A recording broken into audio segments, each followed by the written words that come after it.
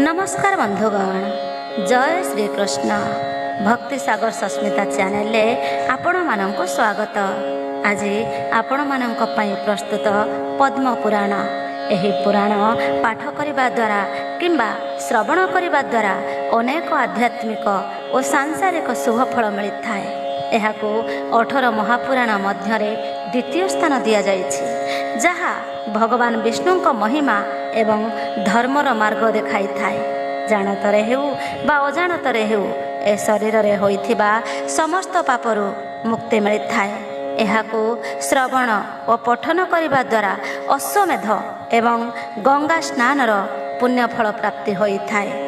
जीवनर शेष समय रे वैकुंठ प्राप्ति एवं मोक्ष मिलिथाए बोली विश्वास रहिछि। परिवारर धन धान्य स्वास्थ्य एवं मानसिक शांति वृद्धि पाई थाए। सत्य दया एवं भक्ति पथरे चलिबाकू मनुष्य को प्रेरणा जगाई दिए। एही पुराण पाठ करिबा पूर्वरु आपण माननकू गोटिए अनुरोध, चैनल को सब्सक्राइब करी कमेंट बॉक्स रे जय श्री कृष्ण बोली निश्चय लिखि दियंतु। तेबे आसंतो पद्म पुराण आरंभ करिबा। श्री गणेशाय नमः। आज विषय रही विद्याधर सुलोचना विरहे गंगा सागर गमन। एते कही शुण प्रक्ष द्वापर चरित, गुणाकर राजा नगरे होइला जे मंत। सुलोचना पिता गुणाकर राजा घर, विवाह काले गोड़ हेला कन्या नेला चोर। बर बेसे विद्याधर बसिला बेदीरे, विप्रवरे बसी वाक्य करंती तहिरे। दुई राजा सैन्य दल छंती उभा होई, हुड़हुड़ी शंख बाद्ये महुरी बाजई। बेदीर उपरे कन्या उभा होइथिला, केही न देखिले हरि शून्य रे केनेला। समस्ते जे गोल कले कन्या नेला चोर, मूर्छा जाई गुणाकर पड़िला भूमिर। ज्ञान पाई हृदय कर ताड़ीण कांदई, आहा सुलोचना केणे छाड़ी गलु तुही। चंद्रमा बदनी मोर लड़ा कुमारी, काहीं गलु एबे दुख मोते देई करी। केतते हरिण नेला काहीं मु पाइबी, केउ आड़े खोजी बई कि बुद्धि करिबी।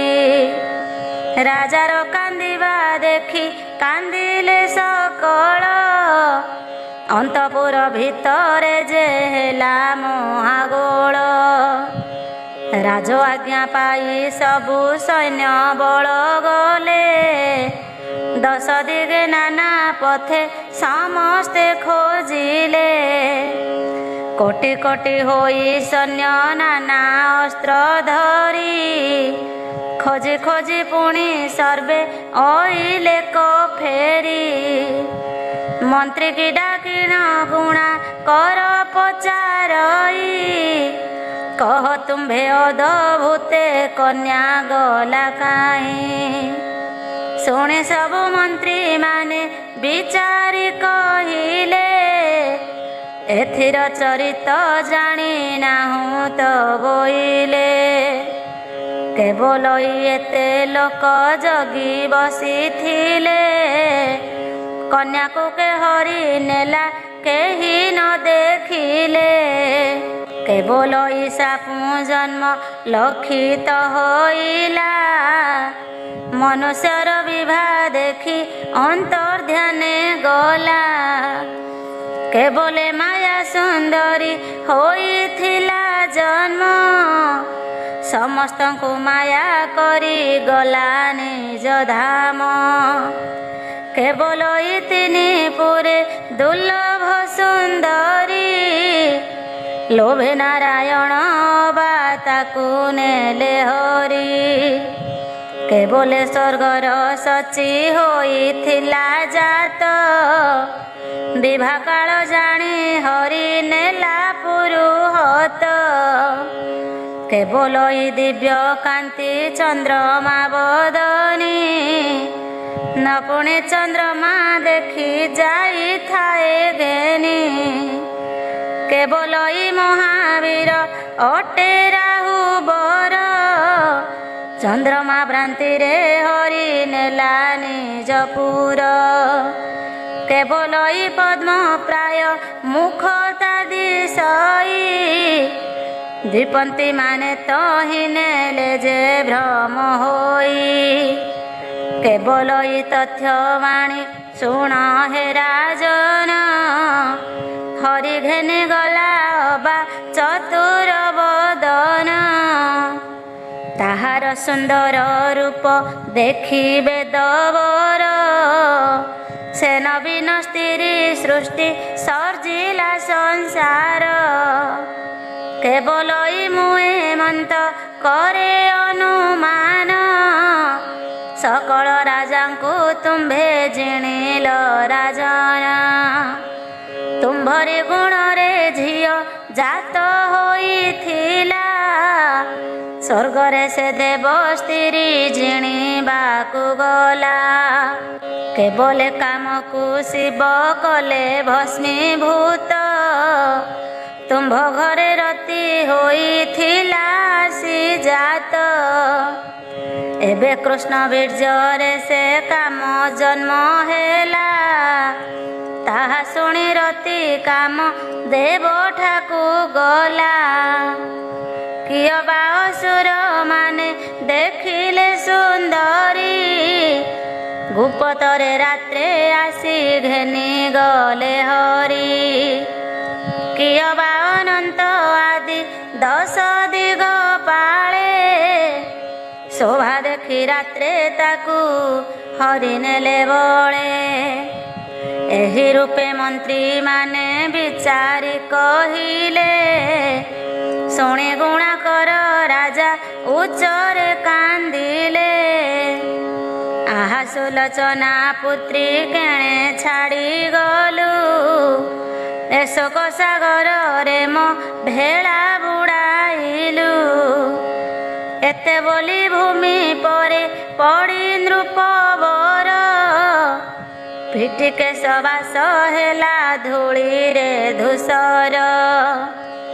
ରାଜାର କାନ୍ଦିବା ଦେଖି କାନ୍ଦିଲେ ସକଳ, ଅନ୍ତପୁର ଯାକ ସବୁ ଉଠିଲା କଗୋଳ।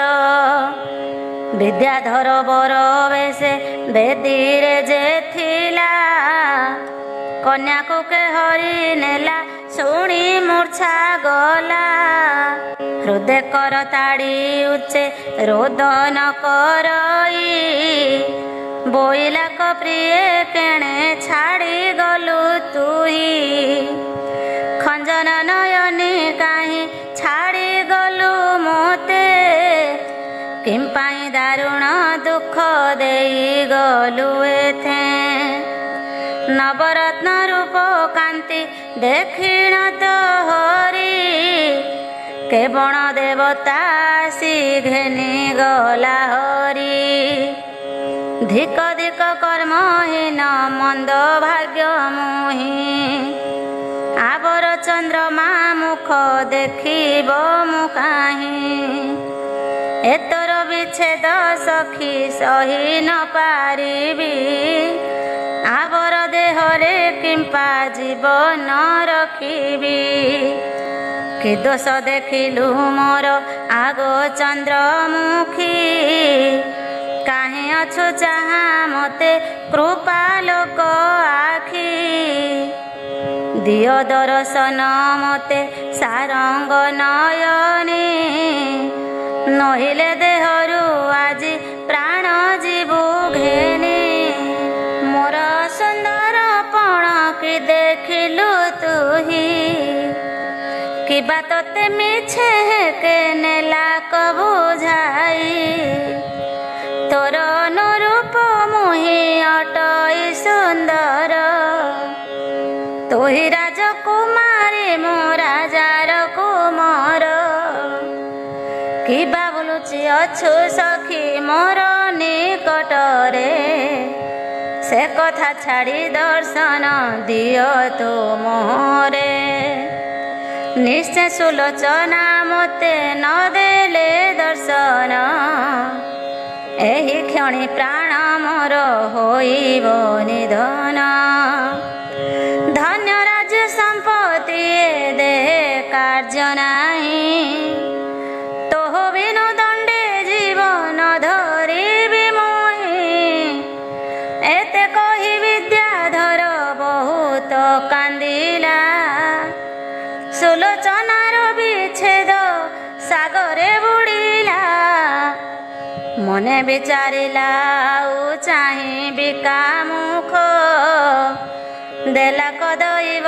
पुणी महाघोर दुख धिक हेउ पिता माता धिक कर्म मोर काहा मुख चाहिण मुथिबई राज्यर एही बाटे गंगा सागर को बोली जीवी सुलोचना निमंते मु तही प्राण देवी एही कथा दृढ़ व्रत होइला मोहरी ताहाकु लभिबी जन्मांतरे नारी करी एते कही विद्याधर होइला बाहार प्रवेश होइला जाई गंगार सागर स्नान संध्या सारी से रविंकी अर्घ्य देई तुलसी भूषणे कर जोड़िए कई बोइला गंगा देवी अवधान कर एतर निर्मल जले छाड़ी शरीर प्रक्ष दीप गुणा कर राजार कुमारी सुलोचना नाम तार पिता मोते बरी विभा काले आसी मुता बेदीरे बसिली हाथरे मंगल सूत्र सहिते बांधिली बेदीर निकटे कन्या आसी उभा हेला न देखिली शून्य रे के हरि घेनी गला त्रैलोक्य सुंदरी सेही युवती रतन ताहार निमंते मुहि छाड़िबि जीवन तुम भजने झांसी प्राण छाड़िबि मोहरी जन्मांतरे ताकू मते देव नारी करी एमंत बोलिण से गंगारे झास दियंते वीरवर लोभे देखी धाइले तुरीते धरी करी वीरवर आगे गले नहीं देखी ताको बंदी घर भितरे से थोई एबे शुण चरित कहिबा माधवर जार श्रवणे पाप न रहे देहर माधवर काल निद्रा भंग और सुलोचना भी रहे गंगा सागर गमन सुलोचना हरण रे रात्रे गोल हेला शुणे से माधव काल निद्रा उठिला गंधिनी बोइला तोर दैव बड़ समुद्र तरीय इलु होइला विफल प्राप्त हेला निधि तोर आन नेला पुणी घाता तोर कर्मे हाली थिलाणी काहू आसी काल निद्रा घारिला जे तोते न उठिलु विभा काले डाकिली मतोते कन्या रत्न सुलोचना तोते बरी थिला के बण देवता ताकू हरि घेनी गला तोही न पाइलु न लोभिला विद्याधर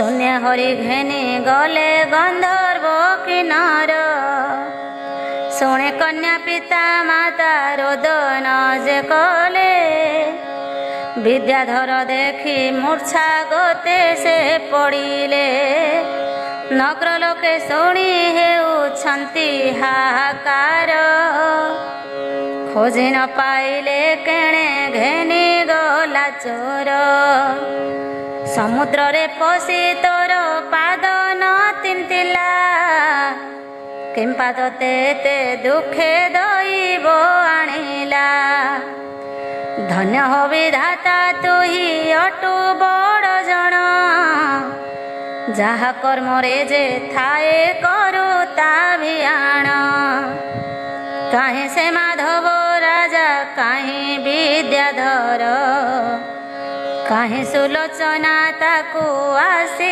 हेला बर दुहे न लभिले कन्या दैव भियाण के पुणी रात्र रे ताकू नेला करिण हेमंत बोलिण ताकू बंधिनी कहिला शुणी से माधव वीर ज्ञान हराइला खट उपरु ढलिण पड़िला भूमि रे उठी ज्ञान पाई सेही कांदे उच्च स्वरे बोइला बोधाता किंपा एते दुख देलु आकोले समुद्रे मोर भेड़ा बुड़ाइलु काहू काल निद्रा मोर नयने घारिला कन्या रत्न सुलोचना किए हरि नेला काहू आउ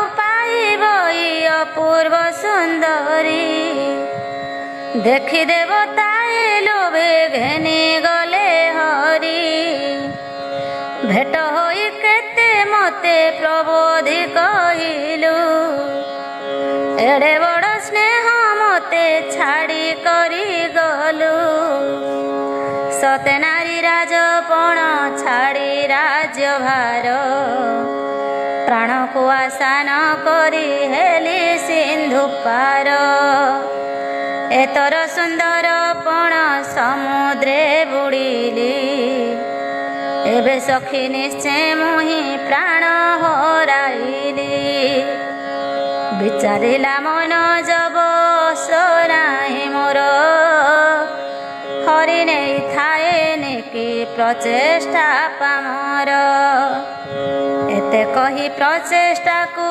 बहुत डाकिला जाई भद्रास को बंदी स्थाने न देखिला मने विचारिला से माधव नृपवर कन्या को हरिण नेला प्रचेष्टा पामर हृदय रे कर ताड़ी उच्चरे कांदिला बोइला चाकर मोर कन्या हरि नेला बोइला ताहार जेबे भेट पाइबई अवश्य ताहार शिर छेदिबई मुही धृत्य होई स्वामी नारी हरिला बଳରେ ताहाकु मारिले दोष न लागे धर्मरे धन्य से दैव मते कला एते दूर काहे जाई होइले मो काहार कुमार काहार बोलरे राज्य संपत्ति छाड़िली सुलोचना पाई सिंधु लंघिण आइली देखि से मोहर रूप कला सन मत संकेत करिण थिला नहिला प्रापत काहे आसी काल निद्रा होइला मोहर जाथिला दैव मने कला ता विचार किंपा मने लज आत्मा रही अछि देई एते दुखे आसी कन्या न लभिली मोहे सुलोचना ध्याई मोहे ଭୂମିରେ ପଡ଼ିଲା। କେଶବାସ ସମ୍ଭାଳ ହୋଇ ନ ଉଠିଲା। ଗିରି ନଦୀ ଜିଣି ଗଲା ନେତ୍ରୁ ବହେ ନୀର। ଆହା ସୁଲୋଚନା ବୋଲି କାନ୍ଦେ ଉଚ୍ଚ ସ୍ୱର। ଆହା ପ୍ରାଣ ପ୍ରିୟା ମୋତେ ଛାଡ଼ି ଗଲୁ କାହିଁ। ଅଗାଧ ସମୁଦ୍ର ତରି ଅଇଲଇଁ ମୋହି। ରାଜଧନ ସମ୍ପତ୍ତି ପ୍ରାଣ ହିଁ ଏବେ ଗଲା। ତୋର ସ୍ନେହରୁ ସବୁ ଦଇବ ହରିଲା।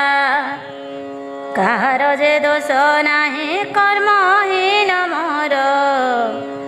ପରମା ସୁନ୍ଦରୀ ଭୋଗ କଲା କଚାକର। ବିଦ୍ୟାଧର ବିଭା ହୋଇ ଘେନି ଯେବେ ଯାନ୍ତା। ମୋର ହୃଦୟକୁ ସେ ବାଧା ନ ଦିଅନ୍ତା। ପ୍ରଚେଷ୍ଟା କିଙ୍କର ଛାର ହେଲା ସ୍ୱାମୀ ଦ୍ରୋହୀ। ଏ ମୋହର ପ୍ରାଣ ନିଶ୍ଚେ ହରିଲା କସେହି। କାହିଁ ପାଇଁ କହିବି ମୁଁ କାହାକୁ ବଚନ। ସୁଲୋଚନା ବିଚ୍ଛେଦରେ ଛାଡ଼ିବି ଜୀବନ।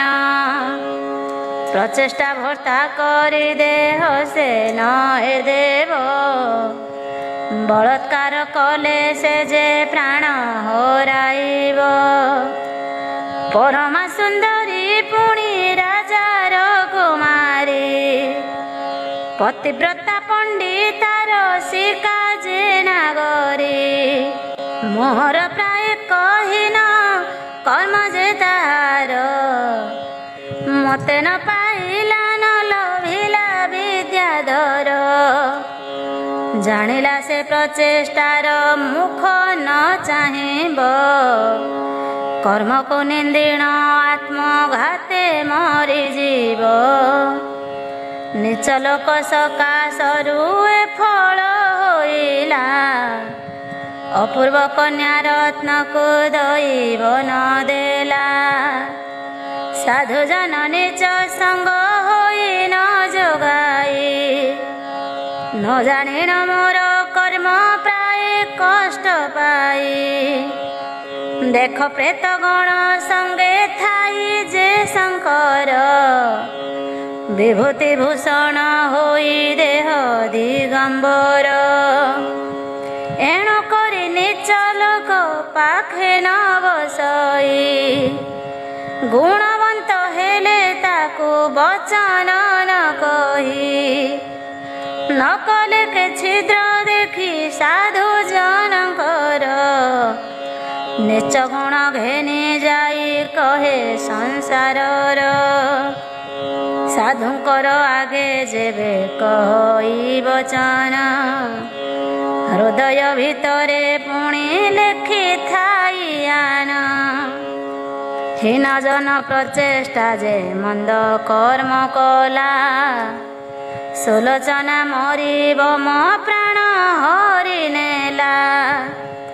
ତାହା ଲାଗି ବିଦ୍ୟାଧର ନୃପତି ଯେ ମଲା। ସେହି ହୀନ କର୍ମ ପୁଣି ତାକୁ ନ ଲାଭିଲା। ଏମନ୍ତ ବିକଳ ହୋଇ ମାଧବ କାନ୍ଦିଣ। ବିଚାରିଲା ନିଶ୍ଚୟ ମୁଁ ଛାଡ଼ିବି ଜୀବନ। ଗଙ୍ଗା ସାଗର ଭିତରେ ଯାଇ ଝାସ ଦେବି। ଜନ୍ମାନ୍ତରେ ପୁଣି ସୁଲୋଚନାକୁ ଲଭିବି। ଏ ଜନ୍ମେ ତାହାର ସଙ୍ଗେ ହୋଇବ କି ଭେଟ। କିମ୍ପାଇଁ ବି ଅର୍ଥେ ଆଉ ହେବି ଛଟପଟ। ଏ କଥା ମାଧବ ହୃଦ ମଧ୍ୟ ଦୃଢ଼ କଲା। ଗଙ୍ଗା ସାଗରକୁ ବୋଲି ବେଗ ହୋଇଗଲା। ଗଙ୍ଗା ସାଗର ମଧ୍ୟରେ ସ୍ନାନ ସନ୍ଧ୍ୟା ସାରି। ସୂର୍ଯ୍ୟଙ୍କୁ ଅର୍ଘ୍ୟ ଦିଅଇ ଦୁଇ କର ଯୋଡ଼ି। ବୋଇଲା ଭୋ ଗଙ୍ଗା ଦେବୀ ସାବଧାନ କର। ଜମ୍ବୁଦ୍ୱୀପେ ମୁଁ ବିକ୍ରମ ରାଜାର କୁମାର। ପ୍ରକ୍ଷଦୀପ ଗୁଣାକର ରାଜାର କୁମାରୀ, ସୁଲୋଚନା ନାମ ତାର ପରମା ସୁନ୍ଦରୀ। ତାହାର ସୁନ୍ଦର ଗୁଣ ଥିଲା ପୁଣି କେତେ, ଚନ୍ଦ୍ରକଳା ଭେଟି ସବୁ କହିଥିଲା ମୋତେ। ତାହା ଶୁଣି ଅଇଲି ମୁଁ ସିନ୍ଧୁ ପାର ହୋଇ, ଗନ୍ଧିନୀ ସକାଶୁ ସେହି ନାରୀ ଭେଟ ପାଇ। ବିଦ୍ୟାଧର ରାଜାକୁ ତା ପିତା ବରିଥିଲା, ସ୍ନେହ ଭରେ କନ୍ୟା ମୋତେ ଅଙ୍ଗୀକାର କଲା। ମୋ ନୟନେ କାଳ ନିଦ୍ରା କଲାକ ସଞ୍ଚାର, ସଂକେତ କାଳରେ ଯାଇ ନ ପାରିଲି ତାର। ବିଦ୍ୟାଧର ବସିଥିଲା ବେଦୀର ଉପରେ, ସେ କନ୍ୟାକୁ ହରି ଘେନି ଗଲା କେ ଶୂନ୍ୟରେ। ତ୍ରିପୁର ସୁନ୍ଦରୀ ତାକୁ ଉପମା ଯେ ନାହିଁ, ତାହାର ବିଚ୍ଛେଦ ସହି ନ ପାରିବି ମୁହିଁ। ତୁମ୍ଭର ଜଳରେ ପଶି ଜୀବନ ଛାଡ଼ିବି, ଜନ୍ମାନ୍ତରେ ତାକୁ ନାରୀ କରି ନ ଲୋଭିବି। ଏ ମୋହର ମନୋରଥ ହୋଇବ ସଫଳ, ଛାଡ଼ିବି ଏ ପ୍ରାଣ ଗଙ୍ଗା ସାଗରର ଜଳ। ଏତେ ବୋଲି ପଶି ଯାନ୍ତେ ଗଙ୍ଗା ସାଗରକୁ, ଦେଖି ବୀରବର ଲୋକେ ଧଇଲେ ତାକୁ। ଧରି ନେଇ ଦେଲେ ତାକୁ ବୀରବର ଆଗେ, ଦେଖି ସେ ପରମାନନ୍ଦ ବୀରବର ବେଗେ। ମାଧବ ଓ ସୁଲୋଚନାର କଥୋପକଥନ। ବିଚାରିଲା ତପ ଆଜ ହୋଇଲା ସଫଳ, ପାଇଲି ମାଧବ ଗଙ୍ଗା ସାଗରର କୂଳ। ଏବେ ହେ ବିଧାତା ମୋତେ ହୋଇଲା ପ୍ରସନ୍ନ, ହରି ଗଙ୍ଗା ମନୋରଥ କରିଲେ ସମ୍ପୂର୍ଣ୍ଣ। ଏ ମୋର ଆତଙ୍କ ଦେଖି ପ୍ରସନ୍ନ ହୋଇଲେ, ଆମ୍ଭ ଦୁହିଁଙ୍କର ଘୋର ବିପତ୍ତି ନାଶିଲେ। ମାଧବଙ୍କୁ ଦେଖି ପଚାରଇ ବୀରବର, କାହାର ନନ୍ଦନ ତୁ କି ନାମ ତୋର?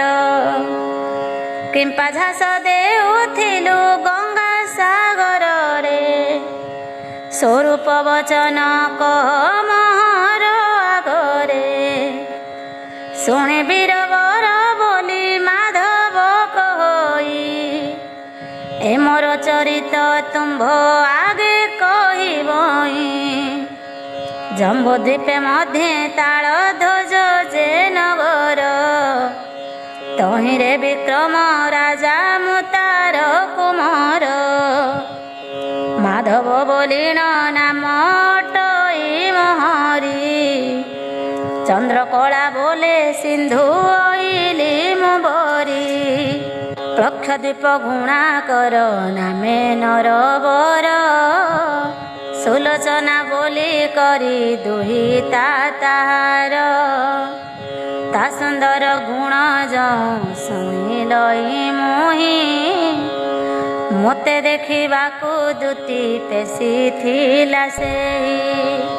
ତାହା ଶୁଣି ନ ଉଚାଟ ହେଲା ମୋର ମନ, ନ ରୁଚିଲା ରାଜ୍ୟ ଭାର ଶୟନ ଭୋଜନ। ପ୍ରଚେଷ୍ଟାକୁ ସଙ୍ଗେ ଘେନି ଭଦ୍ରାସ ଆରୋହୀ, ଶୂନେ ଅଇଲଇଁ ମୁହିଁ ସିନ୍ଧୁ ପାର ହୋଇ। ଲେଖା ଖଣ୍ଡେ ଦେଲି ତାକୁ ଗନ୍ଧିନୀ ହସ୍ତରେ, ତାର ଅଧିବାସ ହୋଇଥିଲା ସେ ଦିନରେ। କୁଶଦ୍ୱୀପ ଚାରୁ ମନୋହର ରାଜସୁତ, ବିଦ୍ୟାଧର ନାମ ବୋଲି ଅଟେ ତା ବିଦିତ। ଗନ୍ଧିନୀର ଲେଖା ପାଇ ଆନନ୍ଦ ସେ ହେଲା, विद्याधर छाड़ी मते अंगीकार कला गंधिनी हाथरे सुलोचना जे लेखिण पठियाई देला मते संकेत करिण बोइला मु बाम भुज थिबी टेकी करी तुमते शून्य रे नेबु हेबी तोर नारी आर दिन पुणी तार मोर भेट हेला दुख सुख मु कहिली से मते कहिला अंगीकार करी मते गला से नगर प्रवेश होइला बर बेश विद्याधर हस्ते से बांधिण सूत्र बसिला बेदीरे काल निद्रा घारिला जे मोर नयन रे बेदी आगे भुज टेकी कन्या उभा हेला प्रचेष्टा बोलिण पापी चाकर मथिला मोर निद्रा देखी बसी भद्रास पिठी रे हरि घेनी गला सुलोचना को रात्रि रे शुणी कन्या पिता माता बहुत कांदिले नग्र नर नारी शुणी हाहाकार कले देखि विद्याधर तही कला करदन सुलोचना विच्छेद से छाड़िब जीवन विधाता भियाण काल निद्रा मो भांगिला गंधिनी देखिण मते बहुत निंदिला बोइला तु हीन कर्मी अटु नृपवर कन्या को तो न लभिलु घेनी गला चोर सकल कहिला कथा से मोर आगरे जानिला प्रचेष्टा नेला कन्या को शून्य रे भद्रास को न देखिली बंधन स्थान रे निश्चय प्रचेष्टा नेला जानिली मन रे विचारिली सुलोचना साधी जे विवेकी प्रचेष्टार न चाहिब मुख से सुमुखी पतिव्रता पंडिता से रसिका नागरी तार संग नही आत्म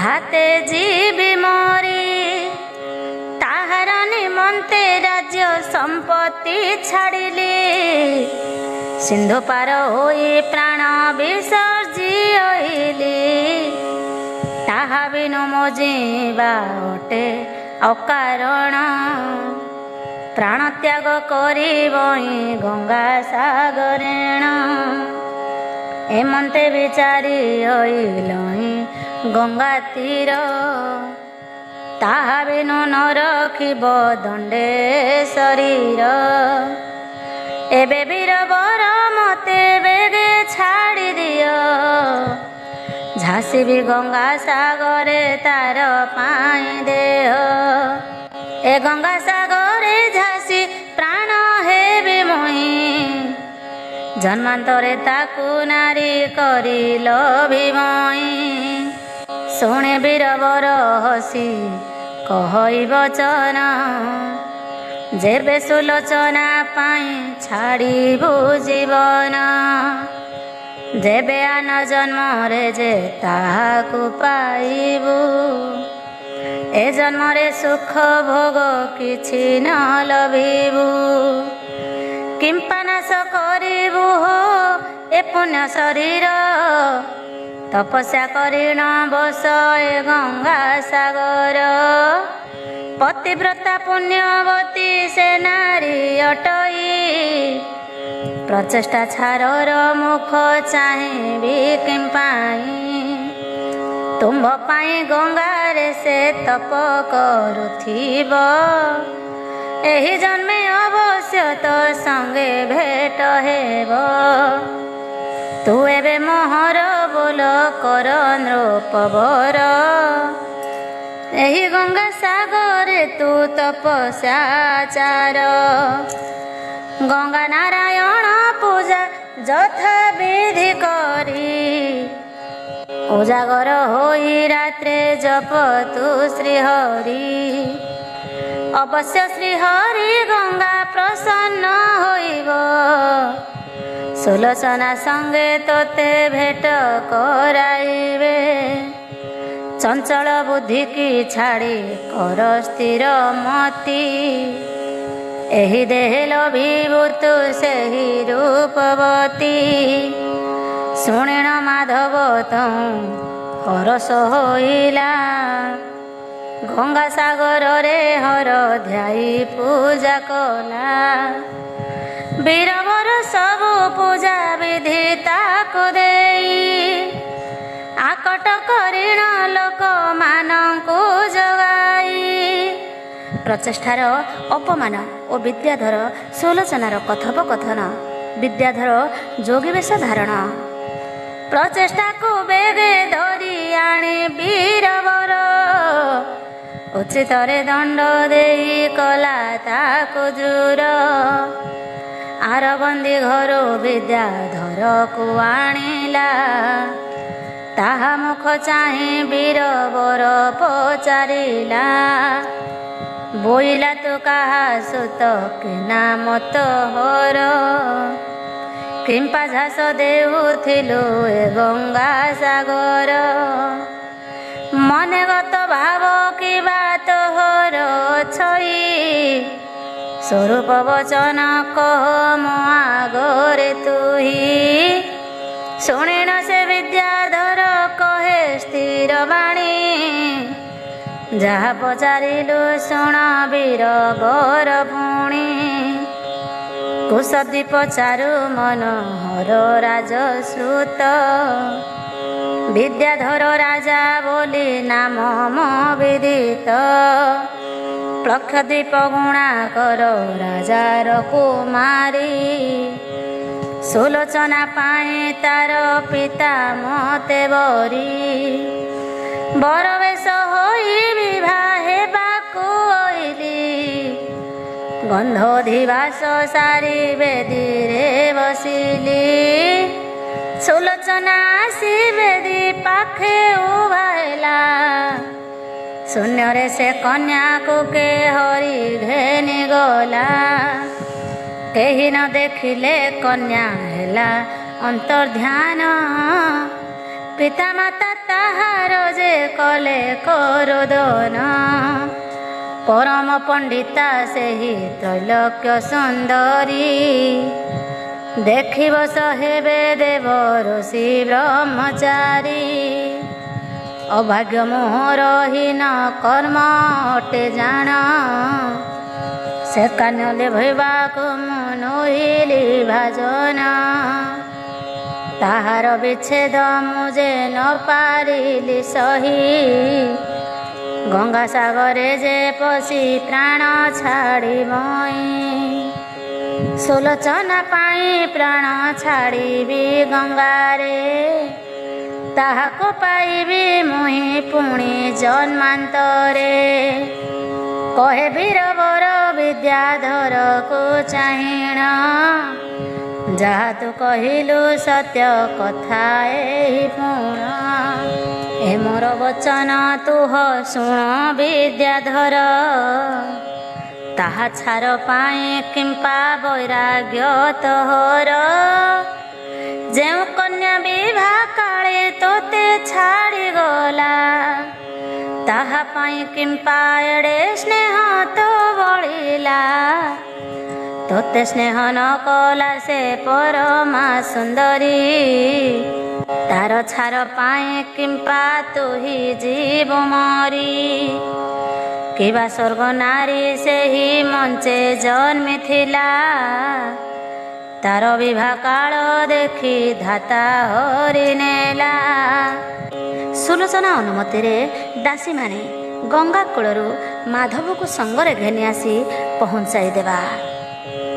କିଏ ବା ସର୍ପିଣୀ କିବା ପକ୍ଷିଣୀ ରାକ୍ଷସୀ, पूर्व पुण्य जन्मी थिला राजकूले आसी देव कन्या से ही देव भुवन को गला तोर रूप देखी दृष्टि पथे न चाहिला गगन रे चंद्र जेने उदय होई थाई तहिरु अमृत पान चकर करई काल पक्षी छार अटे संसार रे न से अमृत खाइबाकू हुए कि भाजन से अमृत तुल्य सुलोचना जे अटई काक पक्षी सम तु ही लभिबुबा काहीं तु छार ज्ञान मूढ़ टू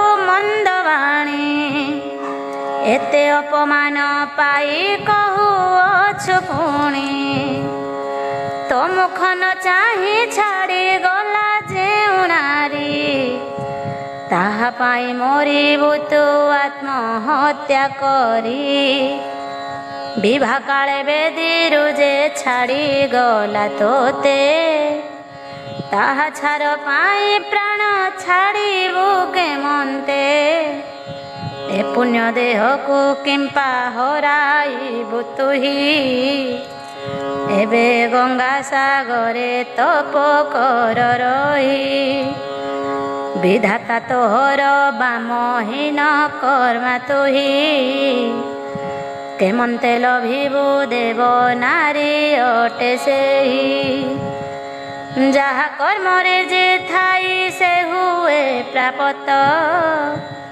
ताहाकु विधाता पुणे करी थाई जात जार कर्मरे जान जे स्त्री न थाई ताहाकु दैव ताहा देव पुणे काहीं जार जे कन्या जान पूर्वर भियाण भियाण धाता पुणे करई निर्माण पुत्रर निमंते प्राणी नारी विवाह होई बहुपुत्र जन्म पिंड तर्पण करई नारी इच्छा न कले से पुंस नुहे किछि पुरुष इच्छा रे नारी ताहार न गछि रवि की देखिले जेने पद्मलीन होई चंद्रमा को देखी जेने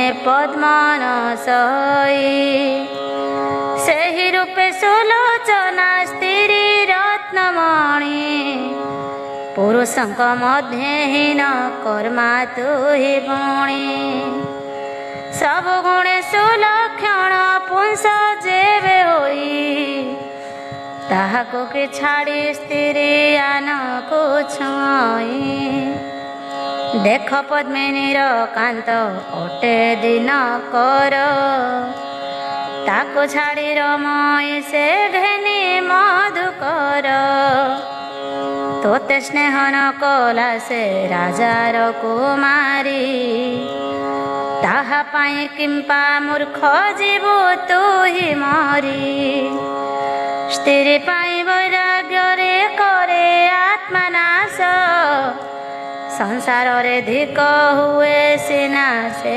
पुरुष देख धन द्वारा पुत्र बुद्धि बड़पण सबु आसही न आसे गले पुणी प्राण जेउ जन निरंतरे नारी ठारे रत नारायण भक्ति रे न दिए दंडे चित्त पुरुष मानक मध्य अटे से हीन देह अंते नरके जाई हुई से लीन ए मोहर बोल विद्याधर बुझ तुही से गला कथा को प्राण देबु काहे पाई लभिछ दुर्लभ जन्म मनुष्य शरीर मुक्ति लभिबु नारायण आश्रय कर एछार नित्य पिता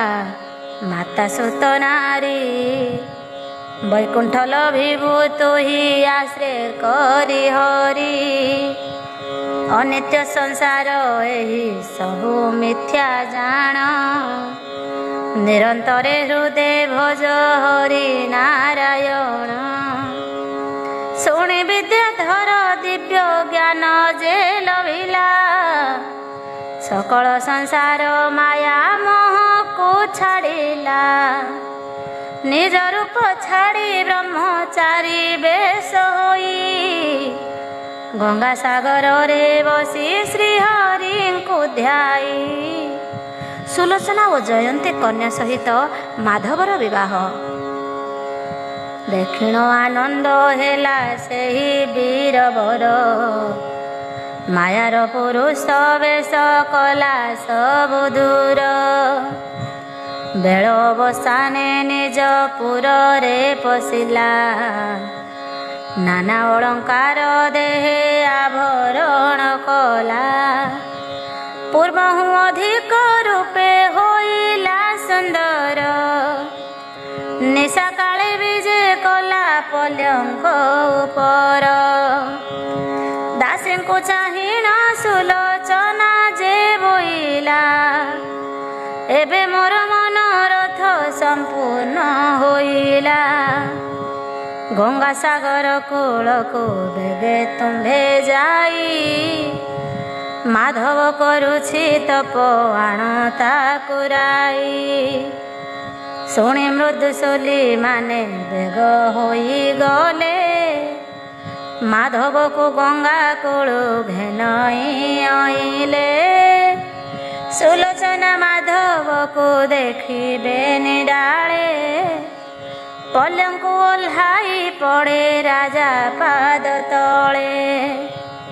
ସାବଧାନ ହୋଇ ଶୁଣ ବଚନ ମୋର, ବେଦିରେ ବସିଲା ସନ୍ଧ୍ୟା କାଳେ ବିଦ୍ୟାଧର। ସେ କାଳେ ମଙ୍ଗଳ ସୂତ୍ର ହସ୍ତେ ମୁଁ ବାନ୍ଧିଲି, ବେଦି ଆଗେ ବାମ ଭୁଜ ଟେକି ମୁଁ ରହିଲି। ଦେଖି କୋଳ କରି ଗାଢ଼େ ଭିଡ଼ି ନୃପବର, ଦୁଇ ଜଣେ ବୁଡ଼ି ଗଲେ ହରସ ସାଗର। ନୟନ ଲୋତକ ଧାରା ବହେ ଦୁହିଁଙ୍କର, ଅନ୍ୟ ଅନ୍ୟ ଚାହିଁ କଥା କହି ତ ନ ପାର। ଶୋକେ ଗଦ ଗଦ ହୋଇ ସ୍ନେହ ବେନିଜନ, ପରସ୍ପରେ ଚୁମ୍ବ ଦେଇ କଲେ କାରୁଣ୍ୟ। ଦୁହିଁଙ୍କ ସ୍ନେହରେ ଦୁହେଁ ମନକୁ ମଜାଇ, ଗଙ୍ଗା ସାଗରର ମଧ୍ୟେ ମରିବାକୁ ଯାଇ। ଗଙ୍ଗା ନାରାୟଣ ଭକ୍ତି ହେଲା ଦୁହିଁଙ୍କର, ସବୁ ପାପ ନାଶି ଭେଟ ହେଲେ ଗଙ୍ଗା ତୀର।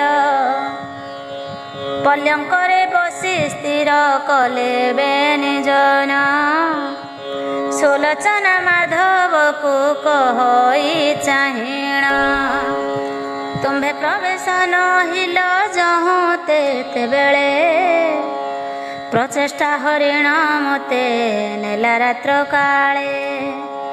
ଆର ଦିନ କାଞ୍ଚି ନଗ୍ରେ ଆଣିଣ ରଖିଲା, ସେ କହିଲା କାଳ ନିଦ୍ରା ତୁମ୍ଭଙ୍କୁ ଘାରିଲା। ତୁମ୍ଭେ ହରି ନେଲ ବୋଲି ପ୍ରତ୍ୟେ କରିଥିଲି, ଲଲାଟରେ ହସ୍ତ ମାରି ଜ୍ଞାନ ହରାଇଲି। ଜ୍ଞାନ ପାଇ ବୋଇଲି ହୋ ଦଇବ କି କଲା, ପିତାଙ୍କୁ ଅବଜ୍ଞା କରି ଏ ଫଳ ଫଳିଲା। ଭୋନାଥ ସେହି ବିପତ୍ତି ହେଲା ମହାଘୋର, 10 ଦିଗ ଯାକ ମୋତେ ଦିଶିଲା ଅନ୍ଧାର। ପ୍ରଚେଷ୍ଟା ପା ମୋର କଥା କି କହିବି ତୋତେ, କାମାତୁର ହୋଇ ରତି ମାଗିଲା ସେ ମୋତେ। ପାଦେ ପଡ଼ି କହିଲା କବିନୟ ବଚନ, କପଟ ବଚନେ ମୁହିଁ ହରିଲି ତା ମନ। ବିଚାରିଲି ଏହିଠାରେ ସହାୟ କେ ନାହିଁ। ନ ଶୁଣିପା ମୋର ମୋତେ ବଳେଣ ହରଇ। ଧୈର୍ଯ୍ୟ ଧରିଣ ତାକୁ ବଚନ କହିଲି। ନିଶ୍ଚୟ ଭାରି ଯା ତୋର ହୋଇବି ବୋଇଲି। କର ଧରି କାନ୍ଦି ତାକୁ କହିଲି ଉତ୍ତର। ତୋ ବିନୁ ସଖା କେହି ନାହିଁଟି ମୋର। ମାତା ପିତା ରାଜ୍ୟ ଭାଇ ସକଳ ଛାଡ଼ିଲି। ତୁ ଆଣିଲୁ ହରି ତୋର ସଙ୍ଗେ ମୁଁ ଅଇଲି। ଅବିବାହୀ ଅଟେ ମୁହିଁ ରାଜାର କୁମାରୀ। ଭୋଗ କର ପ୍ରଚେଷ୍ଟା ତୋ ବିଭା ବିଧି ସାରି। ଯେବେ ତୁ ଧର୍ମକୁ ଛାଡ଼ି ବଳେଣ ହରିବୁ। ମୋହିନା ସଜୀବି ତୋଇ ନରକେ ପଡ଼ିବୁ। ତା ଶୁଣି ପ୍ରଚେଷ୍ଟା ପାପୀ ହରସ ହୋଇଲା। ତାହା ଦେଖି ଦିବ୍ୟ ଜ୍ଞାନ ମୋ ହୃଦେ ବସିଲା। ହୃଦେ ଶ୍ରୀ ମଧୁସୂଦନ ନାମ ସୁମରିଲି। ଭୋ ପ୍ରଭୁ ବାରେକ ମୋତେ ଉଦ୍ଧାର ବୋଇଲି। ଏ ମୋର କପଟ ବାଣୀ ଶୁଣି ସ୍ଥିର ହେଲା। ପୁଣି ପୁଣି ପାଦେ ପଡ଼ି ବହୁତ କାନ୍ଦିଲା। ବାହୁରୁ କଙ୍କଣ କାଢ଼ି ଦେଲି ମୁହିଁ ତାକୁ। ଏହା ଘେନି ଯାଅ ତୁହି କାଞ୍ଚି ନଗରକୁ। ଭଙ୍ଗାଇଣ ବିଭା ସଞ୍ଚା ଘେନି ଆସ ତୁହି। ବିଳମ୍ବ କରିବା ଏବେ ଉଚିତ ନୁହଁ। ତୋ ବିନୁ ଆନରେ ମୁଁ ନୁହିଁ ଗଇଁ ବସ। ବିଳମ୍ବ ନ କରି ବେଗେ ଘେନି କରି ଆସ। ଶୁଣି ମୂର୍ଖ ପାମର ସେ ଗଲା ବେଗ ହୋଇ। ତେତେବେଳେ ଜ୍ଞାନନାଥ ବସିଲା ମୋ ଦେହି। ମନେ ବିଚାରିଲି ଗଙ୍ଗା ନାରାୟଣ ହରି। ଏ ଘୋର ସଙ୍କଟ ମୋତେ ନିୟ ପାରି କରି। ଏତେ କହିଆ ରହିଲି ଅସର ପିଠିରେ। ପୃଥିବୀରୁ ଛାଡ଼ି ଯାଇ ମିଳିଲି ଶୂନ୍ୟରେ। ଲେଉଟି ରାଜ୍ୟକୁ ଯିବି ବିଚାରିଲି ମନେ। ବୋଇଲି ତାହାଙ୍କ ମୁଖ ଚାହିଁବି କେଶନେ। ବିଚାରିଲି ମନେ ହେଲି ପିତାର ଦୋରେହ। ତାଙ୍କ ବୋଲେ ନୋହିଲି ମୁଁ ବିଦ୍ୟା ଧରିବା। ମୋ ବିଚାରେ ମାଧବକୁ କରିଅଛି ବର। ପିତା ଦ୍ରୋହ କରି ଅଇଲଇଁ ଏତେ ଦୂର। ମନେ ବିଚାରିଲି ଭର୍ତ୍ତା ନହିଲେ ମାଧବ। ଆବର ଦେହରେ ପ୍ରାଣ ଥିଲେ କି ବାହେବ। ମୋ ପାଇଁ ମାଧବ ସିନ୍ଧୁ ହୋଇଲା କପାରି। ତାହାକୁ ମୁଁ ବୋଲିଥିଲି ହେବି ତୁମ୍ଭ ନାରୀ। ଏବେ ସେ ଦଇବ ମୋତେ କଲା ଏତେ ଦୂର। ତାର ବିନୁ ଆନ ଭର୍ତ୍ତା ନଉ ଯେ ମୋର। ତୁମ୍ଭ ସ୍ନେହ ନାଥ ମୁହିଁ ଧରି ହୃଦୟରେ। ବୋଇଲି ପ୍ରାଣ ଛାଡ଼ିବି ଗଙ୍ଗା ସାଗରରେ। ଏ ଜନ୍ମରେ ତାକୁ ମୋତେ ନ ଦେଲା ଦଇବ। ଜନ୍ମାନ୍ତରେ ମୋର ଯେ ବଲ୍ଲଭ ନଇବ। ପୁଣି ବିଚାରିଲି ଯେବେ ନାସିବି ଶରୀର। ତିନିଙ୍କର ହତ୍ୟା ନିକି ହୋଇବ ମୋର। ବିଦ୍ୟାଧର ମାଧବ ଯେ ମୋହର ସ୍ନେହରେ। ପ୍ରାଣ ବିସର୍ଜିବେ ଯାଇ ଗଙ୍ଗା ସାଗରେ। ପ୍ରଚେଷ୍ଟା ପାମର ମୋର ଲାଗି ପ୍ରାଣ ଦେବ। ତିନିଙ୍କର ହତ୍ୟା ଦୋଷ ମୋ କନ୍ଧେ ବସିବ। ଏହି କଥା ହୃଦୟରେ କଲଇଁ ପ୍ରମାଣ ବୋଇଲି କରିବି ତପ ଗଙ୍ଗା ସାଗରେଣ। ଗଙ୍ଗା ନାରାୟଣଙ୍କୁ ମୁଁ ତୋଷ କରାଇବି, ମାଧବ ମୋ ଭର୍ତ୍ତା ହେବ ବର ମୁଁ ମାଗିବି। ଏହି ଜନ୍ମେ ମାଧବକୁ ଦେବେ ଗଙ୍ଗା ହରି, ଭୋଗ ମୁଁ କରିବି ତାକୁ ଘେନି ଭର୍ତ୍ତା କରି। ଅଶୋକ ବୋଇଲି ମତେ ଏଥୁ ବେଗେ ନିଅ, ଗଙ୍ଗା ସାଗର କୂଳରେ ପ୍ରବେଶ କରାଅ। ମୋତେ ଘେନିଣ ଭଦ୍ରାସ ଆସନ୍ତେ ଶୂନ୍ୟରେ, ଦେବନାରୀ ଏକନାଥ ଦେଖିଲି ବାଟରେ। ଗଙ୍ଗା ସାଗରକୁ ସେହି ସ୍ନାନ କରି ଯାଇ, ପାଦେ ତାର ପଡ଼ି ସବୁ କାନ୍ଦି କହିଲଇଁ। ବିଦ୍ୟାଧର ଚରିତ ହୋ ତୁମ୍ଭର ବିଚ୍ଛେଦ, ପ୍ରଚେଷ୍ଟା ପାମର କଥା କହିଲଇଁ ଭେଦ। ଶୁଣି ସ୍ୱର୍ଗ ଦେବ ନାରୀ ମୋତେ ଦୟା କଲା, ବର ସହିତରେ ଇନ୍ଦ୍ର ଜାଲ ବିଦ୍ୟା ଦେଲା। ବୋଇଲା ଏ ବିଦ୍ୟା ଯେତେବେଳେ ସୁମରିବୁ, ଯେଉଁ ରୂପ ବିଚାରିବୁ ସେହି ରୂପ ହେବୁ। ନିକଟେ ମାଧବ ତୋତେ ହୋଇବ ପ୍ରାପତ, ଏ ଗଙ୍ଗା ସାଗରରେ ଯାଇ ତୁରିତ। ଅପୂର୍ବ ସୁନ୍ଦରୀ ଯାଉ ସ୍ତ୍ରୀ ରୂପ ଧରି, ଦେଖିଲେ ଦେବତା ତୋତେ ବଳେ ନେବେ ହରି। ଏକାକୀ ଅବଳା ତୁହି ସାହା ନାହିଁ ତୋର, ଯେ ଦେଖିବ ହରି ନେବ ତୋତେ ବଳାତ୍କାରେ। ମୋର ବୋଲ କରି ତୁହି ପଂସ ରୂପ ଧର, ଶୋଷଣ ରାଜାର ଝିଅ ତୁହି ବିଭା କର। ଏ ଗଙ୍ଗା ସାଗର ସେହି ଅଟଇ ନୃପତି, ବୀରବର ନାମ ବହି ଯାଅ ତାର କତି। ସେବା କରି ରହ ତୁହି ଗଙ୍ଗା ଆଶ୍ରୟ କରି, ଗଣ୍ଡା ମାରି ବିଭା ହେବୁ ସୁଷେଣ କୁମାରୀ। ମାଧବ ତୋର ବିଚ୍ଛେଦ ସହି ନ ପାରିବ, ଏ ଗଙ୍ଗା ସାଗରେ ପ୍ରାଣ ଦେବାକୁ ଆସିବ। ବିଦ୍ୟାଧର ପ୍ରଚେଷ୍ଟାର ପାଇବୁ ତୁ ଭେଟ, ଲୋକ ଜଗାଇ ନଥିବୁ ଗଙ୍ଗା ସ୍ନାନ ତୁଠ।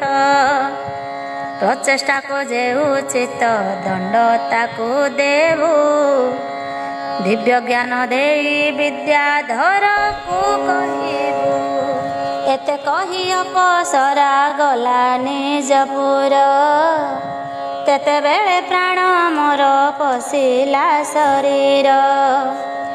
ସେହି କ୍ଷଣି ପୁରୁଷର ଆକୃତି ଧଇଲି, ସୁଷେଣ ରାଜାର ସଭା ମଧ୍ୟରେ ମିଳିଲି। ସେ ରାଜାକୁ ଭେଟି ମୁହିଁ ତାର ସେବା କରି, ବୀରବର ନାମ ବୋଲି କହିଲି ମୋହରି। ଦୀପାନ୍ତ ରାଜାର ମୁଇଁ ଅଟଇ ନନ୍ଦନ, ଅସାଧ୍ୟ କରଇ ସାଧ୍ୟ ମହାବଳି ଜନ। ଶୁଣି ରାଜା ବର୍ତ୍ତନ ସେ କରାଇ ରଖିଲା, ଗଙ୍ଗା ନିକଟ ଏକ ଘରେ ବସାଜ ଦେଲା। ରାଜ୍ୟ ଭଲ ମନ୍ଦ ସବୁ ସମର୍ପିଲା ମୋତେ, ରହିଲି ଗଙ୍ଗାଙ୍କୁ ଧ୍ୟାଇ ତୁମ୍ଭରି ନିମନ୍ତେ। ମହାବନେ ଗଣ୍ଡା ଏକ ହେଲା ଉପସ୍ଥିତ, ନଗରରେ ପ୍ରବେଶି ବହୁ କଲା ଉତ୍ପାତ। ସକଳ ଭାଙ୍ଗିଲା ରାଜ୍ୟ ପାଟଣା ନଗର, ପଳାଇଣ ଗଲେ ଜନେ ଛାଡ଼ି ଘର ଦ୍ୱାର। ମୋତେ ଡାକି ଗଣ୍ଡା କଥା କହିଲେ ସୁଷେଣ, ଅଶୋକୁଆ ରହିଗଲି ଶକ୍ତି କି ଘେନେଣ। ଶୂନ୍ୟ ଥାଇ ଗଣ୍ଡାକୁ ମୁଁ ମାଇଲି ସକତି, ଗଙ୍ଗା ତଟେ ମରିଣ ସେ ଲୋଭିଲା ମୁକତି। ବୈକୁଣ୍ଠପୁରରୁ ରଥ ତା ପାଇଁ ଅଇଲା, ଯିବା ବେଳେ ସବୁ କଥା ମତେ କହିଗଲା। ବୋଇଲା ମୁଁ ତ ସକାଶେ ମୁକତି ଲୋଭିଲି, ଗଙ୍ଗା ସାଗରରେ ମରି ପାତକ ନାସିଲି। ସୁଲୋଚନା ସୁନ୍ଦରୀ ତୁ ରାଜାର କୁମାରୀ, କୁଶଦୀପ ରାଜାକୁ ତୋ ପିତା ଥିଲା ବରୀ। ଜମ୍ବୁଦୀପ ମାଧବ ତ ସୁନ୍ଦର ଶୁଣିଣା, ଅଇଲା ସମୁଦ୍ର ପାରି ଅଶୋଭେ ନେଣା। ତୁ ତାକୁ ସଂକେତ କଲୁ ରହିଣ ସେ ଥିଲା, କାଳ ନିଦ୍ରା ମାଧବର ନୟନେ ଘାରିଲା। ପ୍ରଚେଷ୍ଟା ପାମର ତୋତେ ଆଣିଲା କହରି, ପ୍ରବେଶ ହୋଇଲା ରାତ୍ରେ ଆସି କାଞ୍ଚିପୁରୀ। ତାକୁ ଛାଡ଼ି କପଟେ ତୁ ଆସନ୍ତେ ଅସୁରେ, ସ୍ୱର୍ଗ ଅପସରାବର ଦେଇଗଲା।